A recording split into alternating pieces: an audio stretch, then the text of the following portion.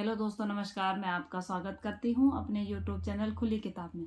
आज मैं आपके लिए लेकर आई हूँ मुंशी प्रेमचंद की एक कहानी जिसका नाम है सुभागी। सुभागी एक उस कहानी की मुख्य पात्र भी है। कहानी में इनके माता पिता होते हैं तुलसी और लक्ष्मी।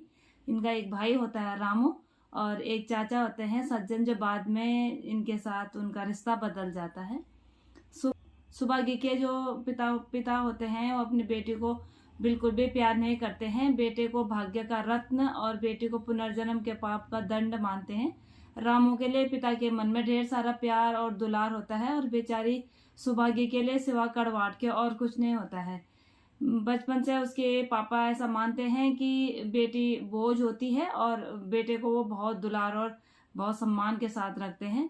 पर माँ सुभागी का जो नाम होता है वो माँ का प्यार का ही दुलार का प्रमाण होता है। माँ उसे बहुत प्यार करती है और उसे किसी भी प्रकार की प्रताड़ना से उसके पाप से बचाने की हर संभव कोशिश करती है।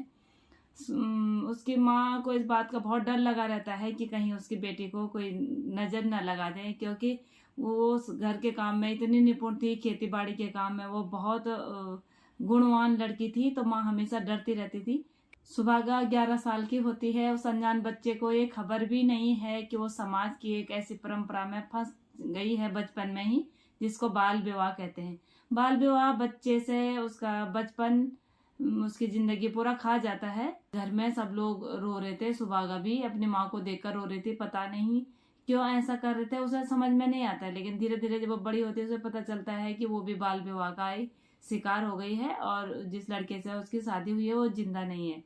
तो सुभागी उसको अपना भाग्य मानकर उस पर आगे बढ़ने लग जाती है और विवाह न करने की कसम खा लेती है। महिलाओं के सामने अक्सर यहाँ पर एक मौका हो जाता है, अक्सर समाज के सामने बड़ा बनने के लिए, क्योंकि महिला ज्यादा त्यागी बनती हैं खुद को। तो यहाँ पर भी ऐसे होता है। सुभागा बोलती है कि मैं शादी नहीं करूंगी, अब मैं जिंदगी भर ऐसी ही रहूंगी, अपने माँ बाप की सेवा करूंगी। और वो जुड़ जाती है उनकी सेवा करने में। वो अपने माता पिता की इतनी सेवा करती है, पूरा घर का काम करती है, खेती को देखती है, अपने पापा को काम से छुड़ा देती है, अपनी माँ को एक दिन का भी नहीं उठाने देती, पूरा अपने अपने को उस काम में धकेल देती है। पर ये बात उसके भाई रामू को बिल्कुल पसंद नहीं आती है कि ये माता पिता को कुछ काम नहीं करने देती है, लेकिन मुझे कभी नहीं बोलती, इसको मेरी कोई परवाह ही नहीं रहती है। तो वो जाकर कंप्लेंट करता है अपने पापा से कि इसकी शादी तुम कर नहीं रहे हो, घर में तुमने ऐसी बिठा रखी है, तो ऐसा नहीं चलेगा। या तो ये मेरे हिस्से का भी काम करेगी या फिर ये यहाँ से जाएगी। तो ये बात उसके पिता को भी अच्छी नहीं लगती है, क्योंकि बाद में उनको पता चल जाता है कि सुभागा कितनी अच्छी लड़की है। तो वो फिर वापस बेटे के विपक्ष में हो जाते हैं और बोलते हैं कि ऐसा नहीं हो सकता है, सुभागा जब तक मैं जिंदा हूँ सुभागा के लिए कोई कुछ नहीं बोलेगा। मेरे मरने के बाद तुम्हें जो करना है, जैसे करना है करना। वो जब नहीं मानते हैं, हमेशा इस बात को लेकर अपने घर में झगड़ा कलह का माहौल बना देता है। रामू अपनी बहन को लेकर कि ये अच्छे से नहीं रह रही है, ये मेरा हिस्से का काम नहीं कर रही है, तुम इसको ही मानते हो, इसको ही प्यार करते हो, तुम्हारे लिए सब कुछ यही है। तो जब बात बहुत ज्यादा आगे बढ़ जाती है तो उसकी जो भाभी होती है वो भी ताने मारने लग जाती है। तो एक दिन उसके पापा गांव के लोगों को बुलाते हैं और सुभागा के साथ अपने को अलग कर देते हैं और बेटे को अलग कर देते हैं। पापा बोलते हैं कि अगर तुम्हें ऐसा ही मंजूर है तो मैं बंटवारा कर देता हूँ। और वो गांव के कुछ लोगों को बुलाते हैं और सुभागा के साथ अलग हो जाते हैं और रामू और उसकी पत्नी को अलग कर देते हैं।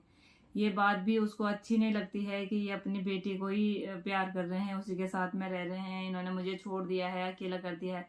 सुभागा किसी बेटे से कम नहीं होती है। वो अकेला अपने माँ बाप की सेवा करने के लिए बहुत काफी होती है। पिता का सुख शायद भगवान से देखा नहीं गया। कुछ ही दिनों के बाद उसके पिता की तबीयत खराब होने लग गई। बहुत इलाज कराने के बाद भी वो स्वस्थ नहीं हुए। बहुत उसने अपने पिता की सेवा करी पर पिता नहीं बचे, एक दिन वो मर गए। मरने से पहले उन्होंने सज्जन सिंह को बुलाया और बोला कि आज से ये बेटी मैंने तुम्हारे हवाले छोड़कर जा रहा हूँ, जैसे भी तुम इसे रखना, अपने बच्चे की तरह इसकी और लक्ष्मी का ख्याल रखना। तो वो भी उन्हें आश्वस्त करते हैं कि हाँ ठीक है, तुम निश्चिंत रहो, जब तक मैं रहूंगा इन दोनों को कोई आंख उठाकर भी नहीं देख सकता है। उसके पिता आश्वस्त हो जाते हैं कि सज्जन सिंह मेरी बेटी और पत्नी का ख्याल रखेगा। फिर सुभागा की माँ रह जाते हैं। उसकी माँ बोलती है कि थोड़ा कम खर्चा कर कौन कमाने वाला कोई नहीं है, लेकिन सुभागा अपने पिता के सारे कार्यक्रम को अच्छे से निभाती है एक बेटे की तरह। पिता की मृत्यु का गम उसकी माँ से सहन नहीं होता है, उसकी माँ इस सदमा से बाहर नहीं निकल पाती है। लक्ष्मी उन स्त्रियों में से होती है जो पति वियोग को ही जीवन का समझते हैं, जो समझते हैं कि अब उनके जीवन में कुछ बचा ही नहीं है जब पति नहीं। तो धीरे धीरे माँ की तबीयत भी खराब होने लग जाती है। सुभागा बहुत अपनी माँ की देखभाल करती है, बहुत सेवा करती है, बहुत लोगों के पूछताछ करती है कि मैं क्या करूँ कैसे करूँ, लेकिन नहीं होता है। 15 दिन नहीं लगते हैं उसकी माँ को, और उसकी माँ भी मर जाती है बेचारी। सुभागी अब अकेली रह जाती है। तुलसी के जो मित्र थे सज्जन सिंह, वो सुभागी को अपने बेटी की तरह मानने लग जाते हैं, और सुभागी उनसे अपने माता और पिता की जो कार्यक्रम होता है उसके लिए उधार लेती है 500 रुपये। और अब उसके जीवन का बस एक ही लक्ष्य होता है कि वो कैसे भी करके अपने पिता का जो उसका एक ही लक्ष्य होता है कि वो कैसे भी करके उस कर्जा को उतारे। वो बहुत मेहनत करती है, दिन रात मजदूरी करती है, किसी का आटा पीसती है, कुछ करती है।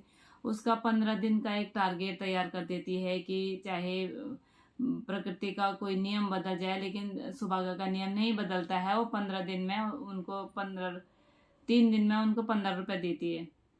ऐसे कर करके सुभागा एक दिन उस कर्जे, बहुत मेहनत करने के बाद सुभागा उस कर्जे से मुक्ति पा लेती है। बहुत मेहनत करने के बाद सुभागा उस कर्जे से मुक्ति पा लेती है। और जिस दिन वो उस कर्जे से मुक्ति पाती है, सज्जन सिंह उसे मिलने के लिए आते हैं, उसके सर में हाथ रखते हैं, उसे शाबाशी देते हैं कि उसने एक पुत्र की भांति कार्य किया है, और बोलते हैं कि आज से हम दोनों के बीच में कोई लेनदारी का कोई हिसाब नहीं है, सब क्लियर हो गया है, सब साफ हो गया है। तो मैं तुमसे एक चीज मांगता हूँ, तुम मना मत करना। तो वो बोलती है कि मैंने तुम्हें अपने पिता की तरह माना है, तो मना करने का तो सवाल ही नहीं है। तो फिर सज्जन सिंह जाते हैं और उससे एक वादा लेते हैं कि वो ना नहीं बोलेगी। वो बोलते हैं कि ठीक है, मुझे पहले बात बताओ। तो वो बोलते हैं कि मैं तुझे अपने घर की बहू बनाना चाहता हूँ, अगर तेरी मर्जी है तो मैं जाति पाति को नहीं मानता हूँ, तेरे गुणों के आगे कुछ नहीं है, सब ठीक ठाक है। तेरे गुण इतने हैं कि जो जाति पाति से उनका कोई मेल नहीं है। तो तू इतनी मेहनती है, लोग इतने मुग्ध हो रखे हैं तेरे पे, बहुत सारे लोग रिश्ते मेरे से बोल रहे हैं, तो मेरा बेटा तुझे पसंद करता है, तो तू उससे शादी कर ले। सुभागा भी पहले थोड़ा सा परेशान होती है, फिर चाचा के समझाने पे समझ जाती है और शादी के लिए हाँ बोल देते हैं। एक दिन सज्जन सिंह सुभागा को अपने घर की बहू बनाकर ले जाते हैं।